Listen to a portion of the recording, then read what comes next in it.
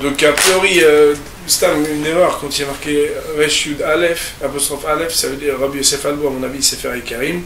C'est un très grand Sefer qui est une disputation entre son opinion à lui et l'opinion du Rambam, puisqu'on sait qu'il y a différentes chiites de savoir est-ce qu'il y a 13 principes de foi ou est-ce qu'il y en a 3, ou est-ce qu'il y en aurait peut-être même moins. En tout cas, c'est pas notre sujet tout de suite. Première opinion. Adea Hat, donc la première, Udat Rambam. C'est l'opinion du Rambam. Chez Kolelo Ayardi, Enamrika Sachar, que toutes ces promesses que Behemet HaKadosh Baruch Hu il a promis dans la Torah, c'est pas l'essentiel du salaire. Ça veut dire quoi? Il y a ce salaire-là, ça veut dire d'avoir des pluies, du manger, etc. Mais c'est pas ça l'essentiel du salaire. Tout ce qui est marqué dans la paracha de Bechukodai, avec ce qu'on appelle en français les malédictions et bénédictions, etc. Alors,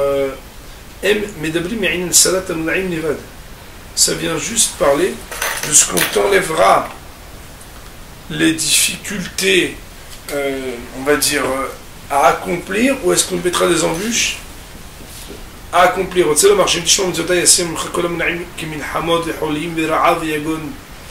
veut dire que, d'après le Rambam, quand la Torah elle promet des salaires dans ce monde-ci, c'est juste que si tu fais les mitzvot, on fera en sorte que tu seras moins malade, moins fatigué, moins dérangé, et que tu pourras même avoir que tu n'aies rien qui te dérange. Mais mettre le langage de Rambam, il ramène dans Rav Dessler à propos de ce sujet-là, et il ramène le Rambam, c'est un Rambam de Chotshua, les mots ils sont beaucoup plus puissants. Il dit et quelque chose qui te donnera plein de moyens pour faire des mitzvot.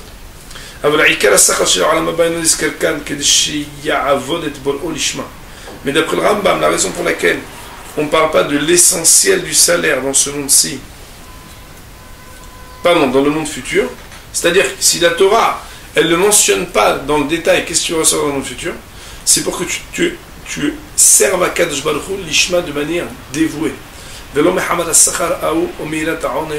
Et pas du fait du salaire que tu dois recevoir ou de la crainte du châtiment. Ayen Besefer Amada, il faut regarder les Chotshuvah, 9e chapitre à la Khaled. Donc, l'énoncé de la première opinion, c'est le Rambam. Le Rambam, il te dit, chaque fois que dans la Torah, tu vois une bénédiction qui est donnée, alors il faut savoir que cette bénédiction-là, elle est uniquement pour te dire quoi? Que c'est que tu vas avoir les bénédictions pour pouvoir accomplir la mitzvah et que tu n'auras pas de dérangement, ou bien qu'on t'enlèvera des malédictions pour faire en sorte que tu ne sois pas ni fatigué ni quoi que ce soit. Autrement dit, on te donne des kelim, c'est comme ça la définition, on te donne des outils pour faire Avodat Hashem. La deuxième opinion, c'est celle de Rabbi Abraham ben Ezra. Parashat Ha'azinu, c'est marqué dans la Parashat Ha'azinu, vous allez sur ce qu'il a dit, il dit comme ça, selon mon avis, Torah nitna lakol velo le'echad levado. La Torah, elle a été donnée à tous, et pas à un seul individu isolé. Et alors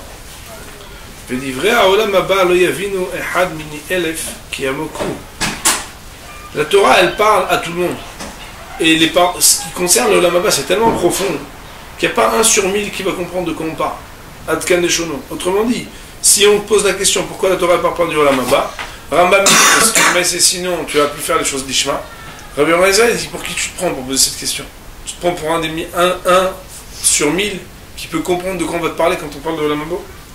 Quand on fait des conférences sur l'Olam Haba et sur tout ça, il y a Elef Miniarat, 1000 fois plus de personnes que quand on parle des sujets du Olam Hazé.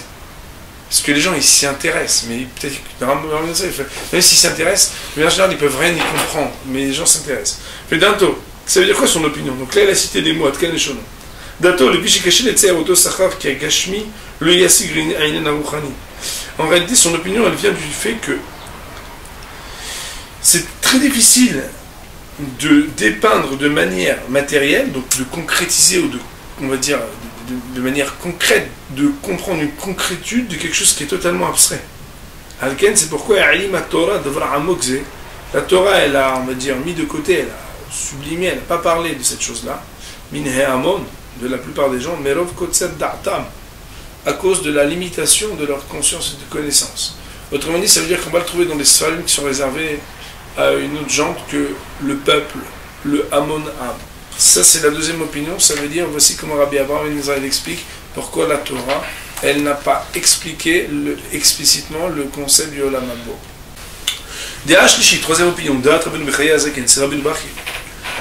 Zecharo, Rabbeinu Abraham Ben Ezra, par Shtazinu, en réalité, Rabbeinu Abraham Ben Ezra, qu'on a cité plus haut, il a ramené Rabbeinu Mechayer, dans la Parshat Azinu, Venata Litvarav, et il a penché son opinion pour être d'accord avec lui.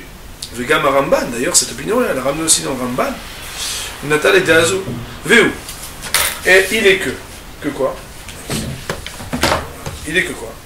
Chez Kol HaYehudim Sheba Torah, que toutes les promesses de la Torah, aiment les Mala Minateva, sont au-dessus de ce qui est la nature. She'en ze davar tivi sheyardu al-gshamim bizman she'osim al-mitzvot v'kel Hashem min haaretz kshem osim retzono shel makom baruch hu. Même quand on dit tu vas recevoir la pluie, c'est pas comme dans les schtroumpfs où dès que tu fais quelque chose, t'as un nuage, tu fais une mitzvah, au moment où tu mets les tefs, t'as un nuage qui vient sur ta tête qui fait tomber la pluie, et dès que tu finis la mitzvah, le nuage il s'en va et il te laisse. אמנם מה שתעלה הנפש למקום חוצבה, זהו דבר טבעי אל הנשמה, ואין זה דרך פלא. Par contre,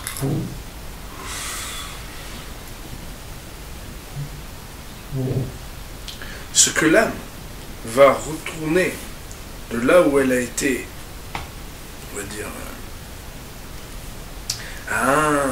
extraordinaire, extraordinaire, c'est pas comme ça qu'il faut dire. Le Kli Yakar, il écrit dans un langage un peu kadmon, il est de génération d'après le Maharal, de ce que je sais. C'est pas שאין דבר טבעי שירדו גשמים בזמן שעושים במצוות ויקל הגשם מן הרי כשהם עושים עושה שם כמוהו. Qu'un homme il puisse recevoir la pluie quand il a fait les mitzvot, c'est quelque chose de surnaturel, totalement surnaturel. Qu'un homme il puisse recevoir dans ce monde-ci, après avoir fait une mitzvah, au moins fait une mitzvah, quelque chose de pélé. Omnam, alors que certes, j'étais allé à Nefesh Makom Chutzva, qu'elle retourne l'âme après la vie de là où elle est venue. C'est quelque chose de tout à fait naturel à l'âme qu'elle repart de là où elle est venue. C'est pas un miracle, c'est pas une récompense extraordinaire de dire que quand tu finis ta vie, tu retournes d'où tu es venu.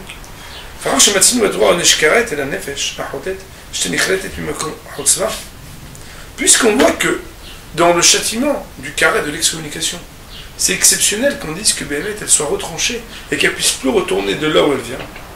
Misé Yeshkilmod. De là on apprend que si elle ne faute pas d'une faute qui est comme le karet,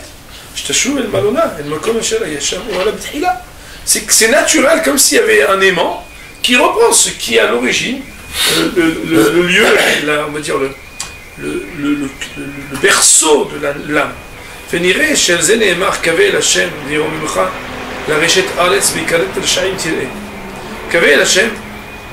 C'est peut-être là-dessus qu'il faut comprendre ce que le verset dit. Espère, donc aie l'espoir en Hachem, et lui t'élèvera, la Reshet Eretz, que tu puisses hériter, ce qui s'appelle Eretz, ça veut dire de remonter là-haut, Bikaret le Shaim tiré, Bikaret le tiré, ça veut dire là où Behemet, les Reshaim ils sont excommuniés, toi tu ne seras pas. Retsanamar, ça veut dire quoi? Beoto Karet amiyuadet, Batora la Shaim tiré, Kishsachan Nafshi. Ce qui est l'excommunication des Rechaim, là-bas, toi, tu enverras le salaire de l'âme. Ça veut dire quoi? Il faut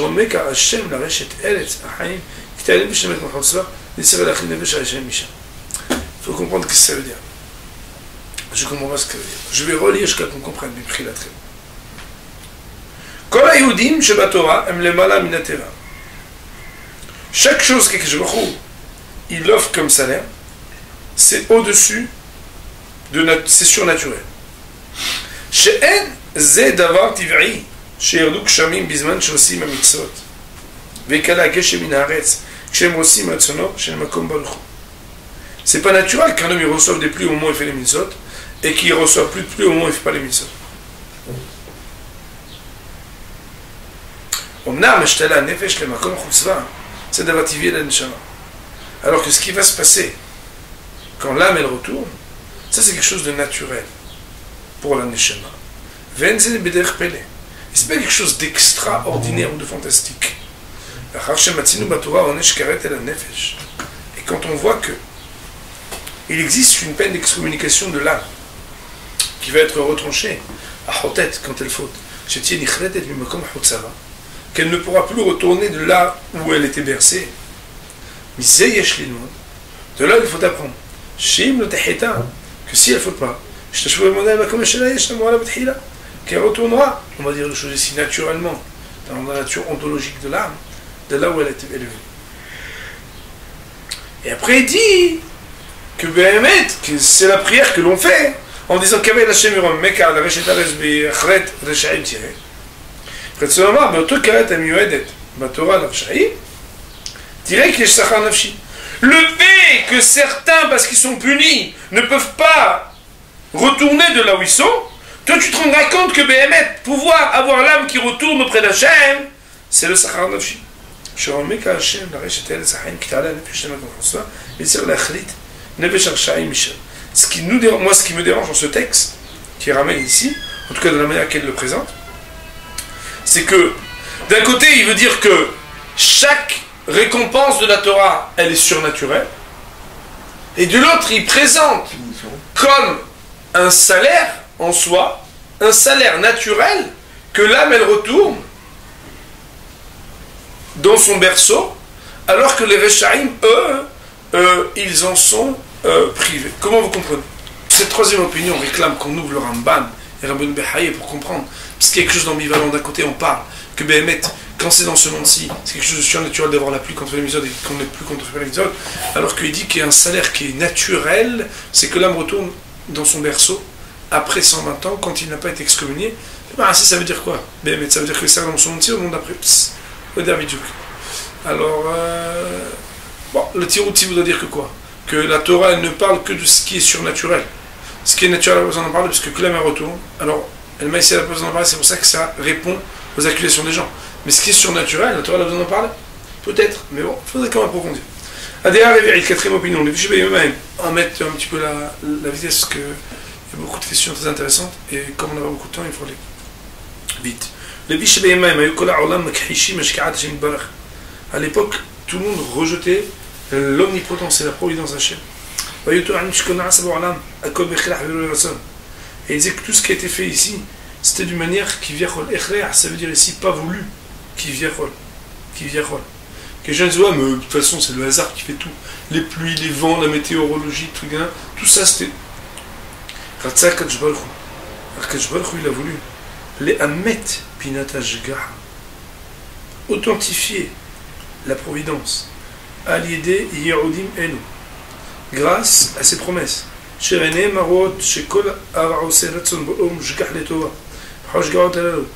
les hommes pourront voir très clairement que tout celui qui fait la volonté d'Hachem, alors il aura la promesse d'Akadosh Baruch Hu qui s'accomplira sur lui. Mais s'il leur avait promis qu'un salaire spirituel, ça veut dire de Olam Haba, ils auraient pu encore rester hérétiques sur cet argument. Parce que quelqu'un qui veut mentir, il dit, ouais, mon témoin, il habite en Chine. Ah bon? On ne peut pas le voir alors. Bon, alors on peut vous croire, non? On peut dire que c'est suspicieux. Quand Kadosh Baruch Hu, il veut répondre, il répond des choses qui sont proches de nous. Il t'a une question qui parle du Olam Hazé, moi je te réponds ici, je te réponds pas qu'il y a Sachar Olam Haba. Je te réponds par rapport à ton questionnement. Mais Kadé Azou, il doit être Rabbeinu Nissim. Béhémet, que cette déa-là, c'est l'opinion de Rabbeinu Nissim. On sait qu'il y a ce qu'on appelle Drashot Haran. Drashot Haran, c'est un livre qui est extraordinaire. Le Rabbeinu Nissim, c'est un Rishon qui a écrit un livre puissant de Hashkafa, enfin de Hashkafa, même de Mahashava, on va appeler ça, que j'ai mais que je n'ai jamais étudié. En tout cas, lui il dit que c'est pour ça que il répond au contractuel pour éviter l'hérésie, pour répondre de l'hérésie des gens. Parashat Bereshit Beshurcha, et la racine de cela, c'est Sefer HaKuzari, le Sefer HaKuzari de Riyal, Rabbi Yehuda Levi.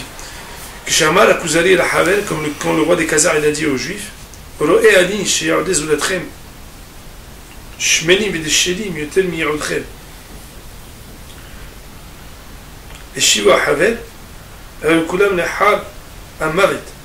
Quand tu dis, ouais, mais nous, je vois que les promesses des autres livres, que la Torah, il y a plus de promesses, ils vont recevoir plus de trucs que chez vous, donc je pense que c'est mieux les autres religions. Il dit, non, mais eux, on leur promet après la mort. Alors qu'ils n'ont rien dans ce monde-ci. Et tu ne peux pas les croire, parce qu'ils disent qu'ils vont te donner après la mort.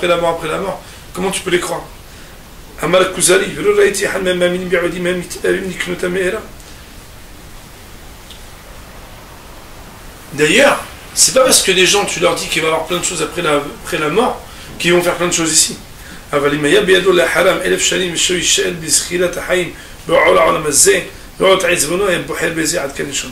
Autrement dit quoi? Que pour motiver et éviter l'hérésie, il faut parler dans la Torah de ce qu'on donne dans ce monde-ci, même si ça n'enlèvera rien à ce que tu reçois dans la Torah.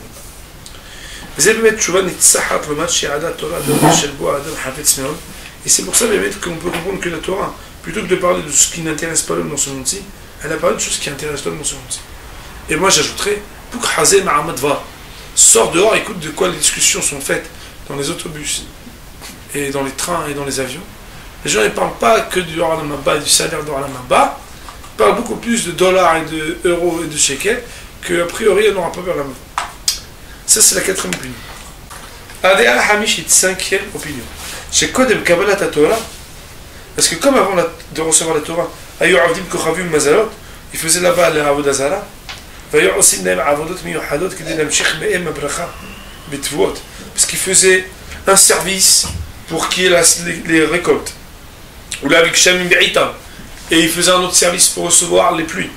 Ou Shalat Slahot Agouf, et il y avait d'autres choses pour pouvoir avoir un meilleur corps et une réussite. Et quand Kadosh Baruch Hu, il leur a donné la Torah, qu'est-ce qu'il leur a fait? Il leur a dit, vous ne pouvez plus maintenant avoir recours à ce qui s'appelle la Avodah Zara. Alors, Kadosh Baruch Hu, il leur a quand même promis, que aussi par rapport à la Torah, par l'application des mitzvot, ne croyez pas qu'avant vous aviez le gros lot, et que maintenant vous n'avez plus rien. Avant vous avez tout ce que vous voulez, maintenant vous n'avez plus rien.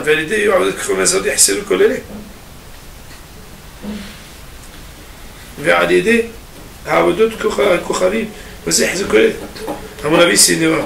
Et parce que maintenant ils ne font plus Avodat Kochavim, alors ils ne vont plus avoir tout cela. Là, il y a une erreur.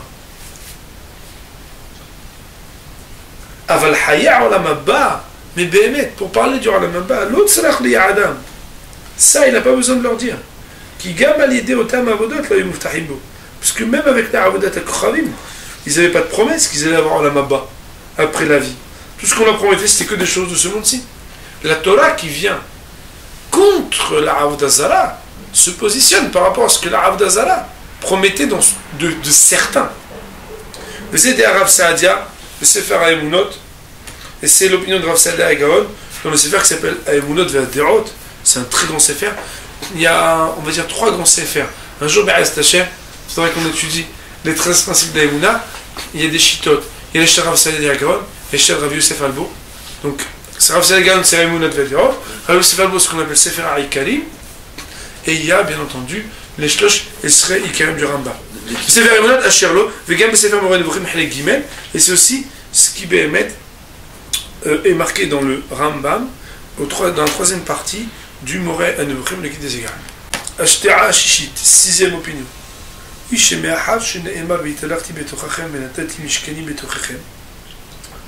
C'est que Béhémet, après que Kadosh Baruch Hu, il a dit, je vais me promener parmi vous. Je vais placer mon sanctuaire en votre sein. Chez Zéou, Divou Kashrina à l'Israël, que c'est l'attachement de la présence divine auprès du peuple juif.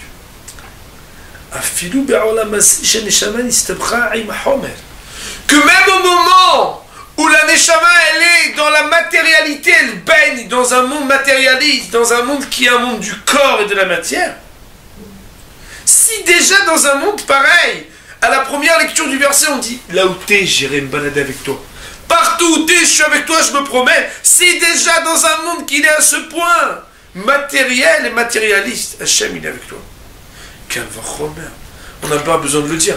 C'est un raisonnement a fortiori. Si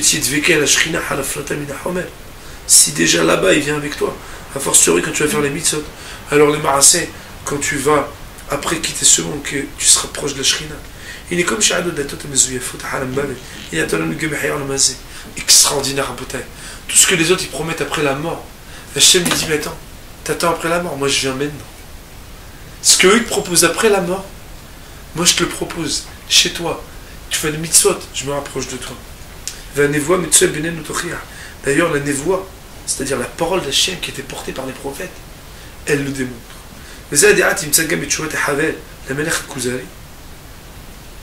Tu pourras trouver ça dans le livre du Kuzari.